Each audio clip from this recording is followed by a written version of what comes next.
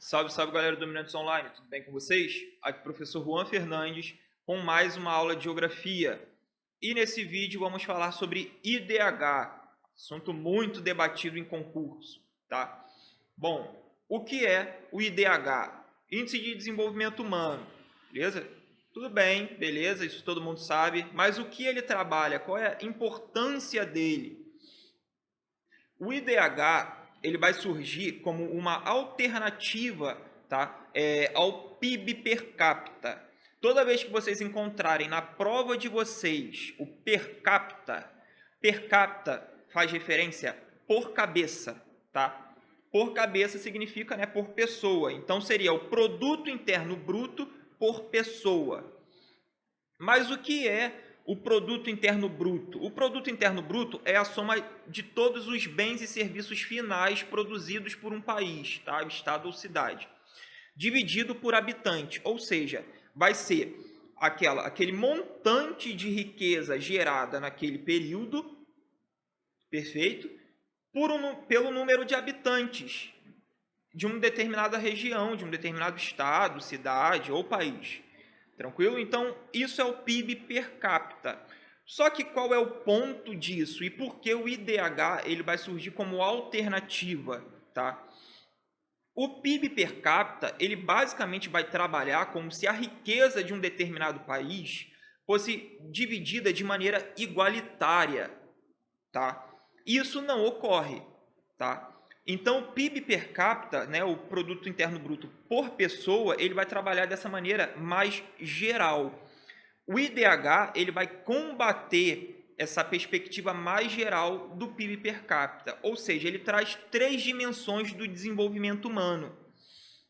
Essas três dimensões vão ser basicamente, né, a renda, beleza? Que vai ser a riqueza dividida por pessoas, mas não só aquilo. Tá? Vai ter o acesso à educação e à saúde, ou seja, a gente tem o grau de escolaridade de uma população, contando para o IDH, e também a esperança de vida de uma população, porque o grau de escolaridade vai dar para a gente o nível de educação, o acesso à educação daquelas pessoas, e a expectativa de vida vai dar para a gente, a esperança de vida, vai dar para a gente o acesso, tá, à saúde daquelas pessoas.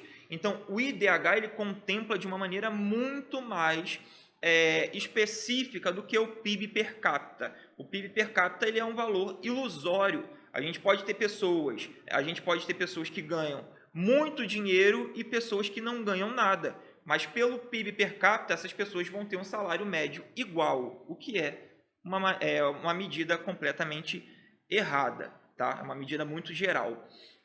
É muito importante a gente falar também que, por conta desse estudo sobre renda ser inserido no IDH, a gente vai ter outros estudos também ali, beleza? Sendo desenvolvidos.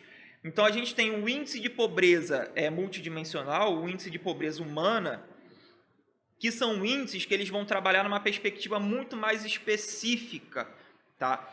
Essa perspectiva muito mais específica, ela vai trazer duas dimensões do IDH, que vai ser acesso à saúde e à educação, mas uma outra dimensão que é muito importante, que é a renda, mas o que essa renda vai gerar de poder de compra. Então, por exemplo, o que uma determinada população vai ter de acesso a partir dessa renda. Então, se eu tenho uma família que ela tem acesso à saúde e à educação, que ela tem um nível de escolaridade ali que é satisfatório, mas aquela família não tem, por exemplo, isso no índice de pobreza multidimensional, tá, galera? Mas ela não tem acesso a telefone, a energia elétrica, ela não tem acesso, por exemplo, à internet, a gás de cozinha, tá? Não tem acesso a alguns bens que são importantíssimos, eletrodomésticos, tudo isso vai ser calculado, então é uma coisa muito mais específica. E o índice de pobreza humana, ele vai fazer também, em relação à saúde, uma distinção, que é basicamente o índice de pessoas tá? Que vão morrer antes de completar os 40 anos, beleza? Então, por exemplo, a gente tem um estudo muito mais específico. O índice de pobreza multidimensional, ele vai estudar a disparidade socioeconômica, por exemplo, com o que a gente chama dos 20%. Vai pegar a renda dos 20% mais rico, né? Essa condição de vida dos 20% mais rico, essa renda dos 20% mais pobre, essa qualidade de vida dos 20% mais pobre, e vai criar ali uma média para saber se aquela região tem um índice de pobreza muito elevado ou pouco elevado, tá bom? Então a gente vai ter essa lógica, sempre pegando o máximo e o mínimo ali para entender como está essa pobreza multidimensional. Aqui a gente tem o PIB, né, brasileiro em 2020, né? Vocês terem uma noção. Lembrando, esses valores não são estáticos, é claro, eles não vão se transformar do dia para a noite, mas eles não são estáticos, eles podem oscilar um pouquinho ali, tá?